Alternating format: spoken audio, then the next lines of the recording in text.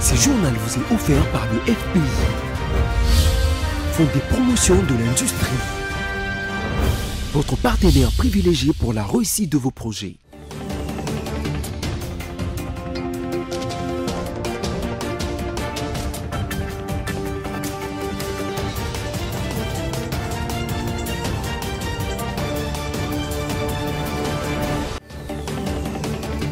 Mesdames et messieurs, merci d'avoir choisi BSC Télévision pour vous informer. Place au sommaire.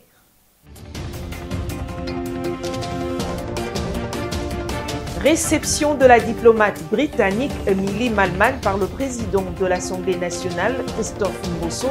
Ça s'est passé au cabinet de travail du numéro 1 des députés congolais.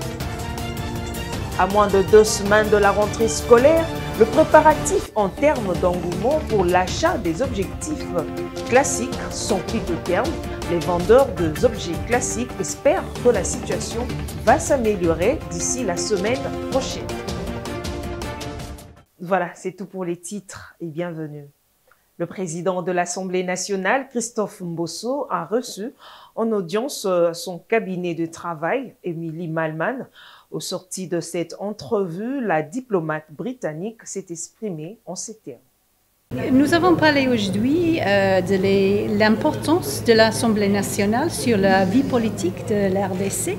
L'honorable président m'explique les priorités pour soutenir les intérêts du peuple de la paix. Et nous avons parlé de l'importance de l'effort de régler le budget pour tout le monde, pour donner le soutien à tous les parts de la paix. Et aussi, nous avons parlé un peu des élections et de la question de l'Est. C'est vraiment très utile. J'ai trouvé que l'honorable président, il est très ouvert, il est un bon partenaire pour mon pays à la question de le futur de ce pays.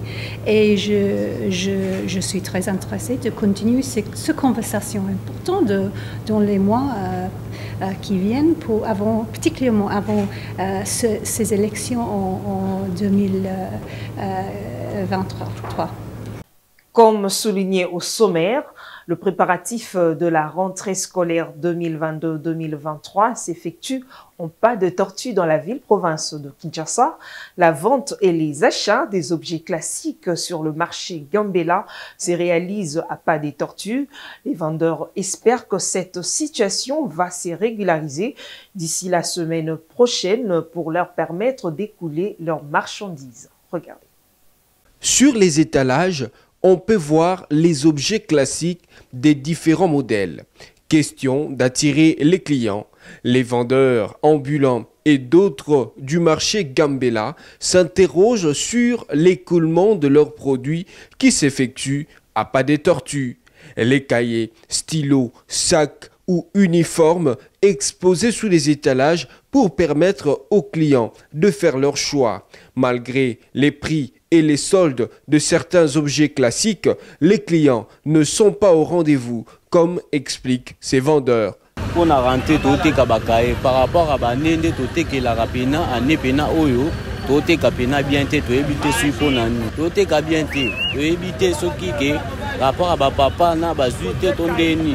En tout cas, mon conduit, au sala peine logo moboé, pour na bana classe, bazon à classe, bazamaele, pour bazar l'avenir et à lobby. Malgré les mesures interdisant la vente des uniformes dans les établissements scolaires, les vendeurs racontent que les uniformes déjà cousus se vendent à 10 000 francs le pantalon ainsi que le complet de jupe et blouse à 15 000 francs congolais. Les clients n'affluent pas devant leurs étalages comme explique cette autre vendeuse. Pour le moment, il y a tout le monde qui est sombre. Vente n'est pas bandité. Vente les 30, les 3, les 4, bongo, on a école,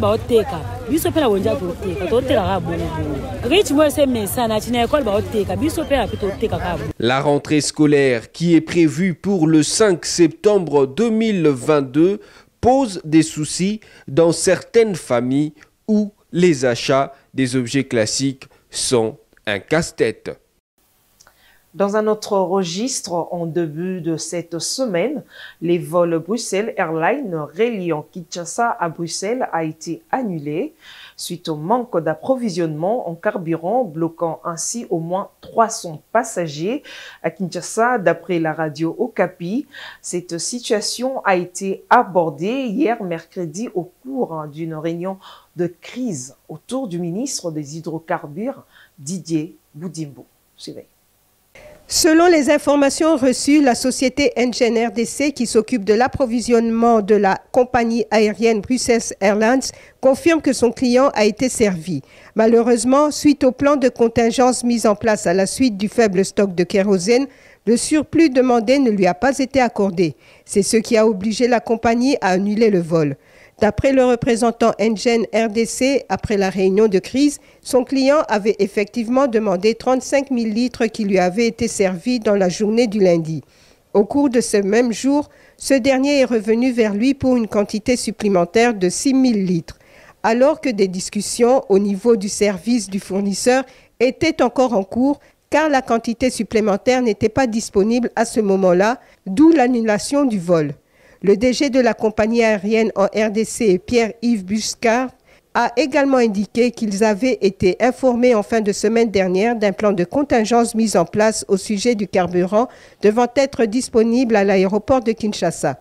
Les prévisions avaient été faites avec les partenaires, sauf qu'il s'est avéré le besoin d'un surplus qui ne leur a pas pu être livré tel que demandé.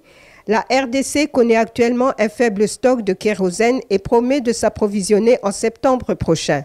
Ainsi, Engen RDC SA promet à son tour d'améliorer la part de Bruxelles Airlines. Quant aux 300 passagers, les non-résidents ont dû être relogés à Kinshasa en attendant une solution pour les ramener en Belgique, alors que les prochains vols entre Kinshasa et Zaventem sont complets. Le président du parti politique Force socialiste progressiste, John Omombo, a, au cours d'une conférence de presse tenue hier, mercredi 24 août 2022, exigé l'annulation immédiate de l'opération de la cartographie lancée par la CENI, qu'il qualifie de violation flagrante et des manœuvres inconstitutionnelles. Il propose cependant un cadre dénommé dialogue électoral constructif pour essayer de placer les processus électoraux sur la voie qui lui éviterait de péricliter dans l'anomalie et l'apathie. Laetitia Wemba. Les cadres du parti politique Force socialiste et progressiste et les professionnels de médias ont répondu présents au point de presse du parti politique FSP qui avait pour objectif exprimer son mécontentement face à l'inconstitutionnalité de la loi organique électorale qui ne répond pas à l'article 1, alinéa 1 de la Constitution de la RDC, à la hiérarchisation anarchique des opérations préélectorales, à l'absence tant du consensus que de la conscience de la part de la CENI et enfin à l'absence remarquable de plusieurs acteurs clés dans ces processus. Face à ces évidences, les présidents du parti politique Force socialiste et progressiste John Omombo Chumba exige l'annulation immédiate de cette opération. Quant à la hiérarchisation anarchique des opérations préélectorales, nous exigeons l'annulation immédiate et sans condition de l'opération de la cartographie des bureaux de vote dont la validation est précipitée par la CENI. John Omombo a par la même occasion souligné que pour ce qui concerne l'absence de consensus, il compte mener des actions de plaidoyer et de lobbying. Voilà pourquoi il demande au chef de l'État, Félix-Antoine Tshisekedi, de convoquer un cadre d'échange dénommé dialogue électoral constructif. FSP, parti politique, compte mener des actions de plaidoyer et lobbying auprès de l'organe de gestion des élections et des parties prenantes en vue de rechercher le consensus et de rétablir la confiance. L'organisation des élections dans le strict respect du délai constitutionnel, constitue pour nous, FSP Parti politique, un impératif catégorique et non conditionnel. Nous suggérons humblement au président de la République, chef de l'État, symbole de l'unité nationale, d'user de ses prérogatives constitutionnelles pour convoquer un cadre d'échange sur le processus électoral que nous avons dénommé dialogue électoral constructif, d'être ensemble. Il s'y est dénoté par ailleurs que les partis politiques, forces socialistes et progressistes est déployés dans 21 provinces de la RDC. Depuis peu, sur les réseaux sociaux, les photos de meubles sortis d'une maison qui serait à l'ancien gouverneur du Tanganyika, Zoé Kabila. Pour les avocats qui se sont exprimés devant la presse ce jeudi, cette maison est un bien appartenant à l'entreprise Katanga. Premier SRL, suivez. Monsieur Zoé, gouverneur Zoé Kabila, c'est la parcelle de Zoé Kabila. Reprécisons des choses, puisque moi, en tant que juriste, je ne dirai pas de la même façon. La parcelle appartient à ce jour à la société Katanga Premier. C'est Katanga Premier SARL qui est propriétaire de la parcelle. Mais pour ne pas vous éviter, c'est que là-dedans, il y a un associé qui s'appelle Zoé Kabila. C'est pour cela que, et comme on le voit souvent entrer dans cette parcelle-là, alors là, on dit que la parcelle appartient à, bien sûr, Zoé Kabila. Mais en réalité, cette parcelle, juridiquement parlant, cette parcelle appartient à la société. C'est une parcelle qui appartient à une personne morale dénommée Katanga Premier, qui est concessionnaire, qui a le certificat d'enregistrement sur cette parcelle, en bonne et due forme. Je peux, et vous aurez le mémo, là, les détails, les références de ce certificat d'enregistrement. Alors, ce certificat date de 2021. Mais auparavant, qu'est-ce qu'il y avait? Auparavant, c'est les archives de la conservation de titres immobiliers qui nous donnent l'historique de cette parcelle. Dette africaine, la Chine renonce aux 23 prêts sans intérêt pour 7 pays africains qui étaient arrivés à échéance à la fin de 2021. Cette annonce a été faite par le ministre chinois des Affaires étrangères Wang Yi dans le contexte de réunion de suivi du Forum sur la coopération sino-africaine FOCAC 8 tenu à Dakar au Sénégal en novembre dernier. À côté de sa décision d'effacer l'ardoise de 17 pays africains, Pékin confirme également qu'il redirigera près de 10 milliards de dollars de ses droits de tirage spéciaux DTS au profit des pays africains. Les détails autour de ce montant de prêts n'ont pas été révélés. On ne connaît pas non plus le nom des États concernés. Il est observé que ce dernier mois, la Chine s'est employée à coup d'annonce à se refaire une image auprès de ses partenaires africains. Concrètement, depuis 2000, Pékin a annoncé plusieurs séries de remises de dettes, de prêts sans intérêt aux pays africains, annulant au moins 3,4 milliards de dollars de dettes jusqu'en 2019, selon une étude publiée par la Johns Hopkins University. En revanche, la grande majorité de prêts récents de la Chine en Afrique concernent plutôt des prêts consensuels et commerciaux. Ils ne sont pas donc concernés par cette politique d'annulation, bien que certains de ces prêts aient été restitués. Officiellement, d'après certaines études, Pékin a prêté environ 150 milliards de dollars aux pays africains depuis l'an 2000. La Chine est le premier créancier des 8 pays africains éligibles à l'initiative de suspension du service de la dette des CSAI.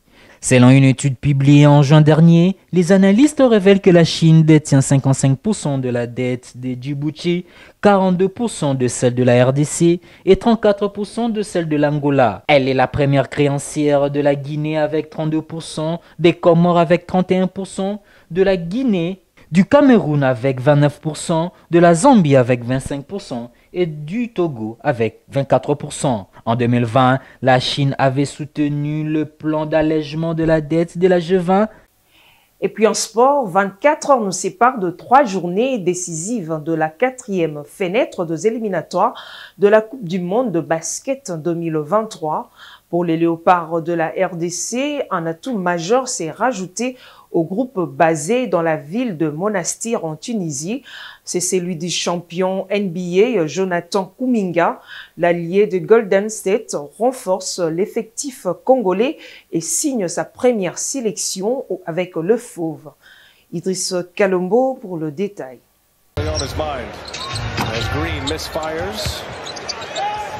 And up ahead, Kuminga.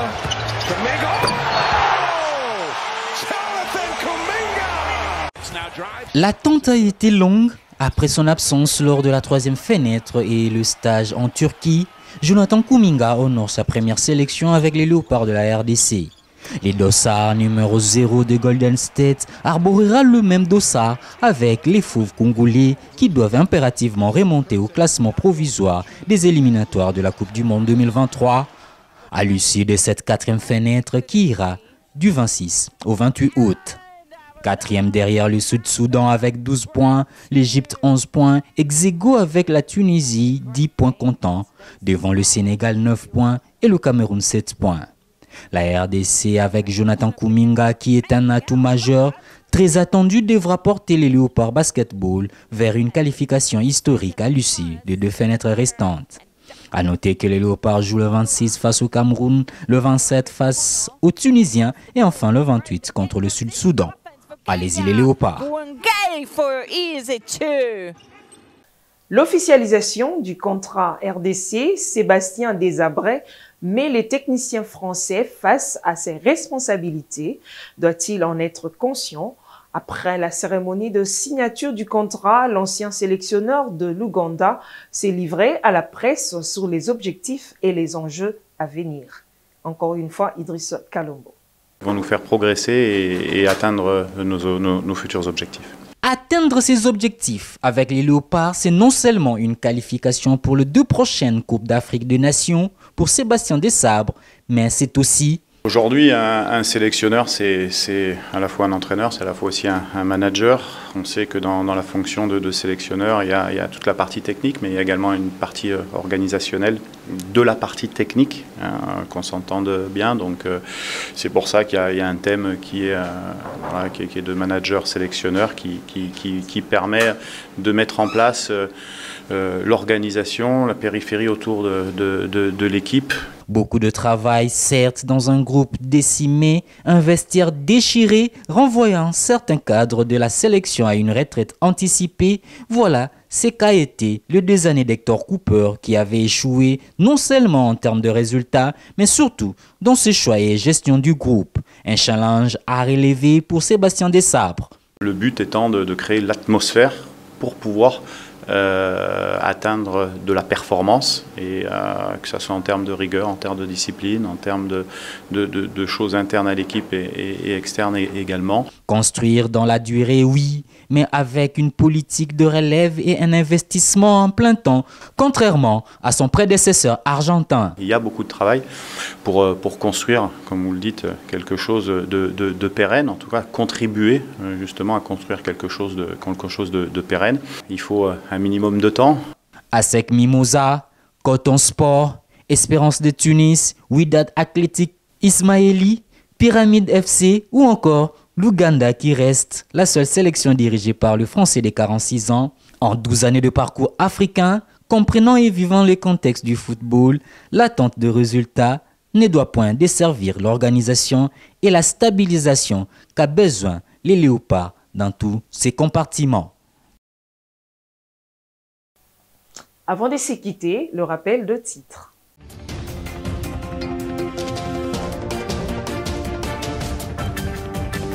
Réception de la diplomate britannique Emily Malman par le président de l'Assemblée nationale, Christophe Mbosso. Ça s'est passé au cabinet de travail du numéro 1 des députés congolais. À moins de 2 semaines de la rentrée scolaire, le préparatif en termes d'engouement pour l'achat des objectifs classiques sont pris au terme. Les vendeurs d'objets classiques espèrent que la situation va s'améliorer d'ici la semaine prochaine. Voilà ce qui met fin à cette édition. Merci pour votre attention.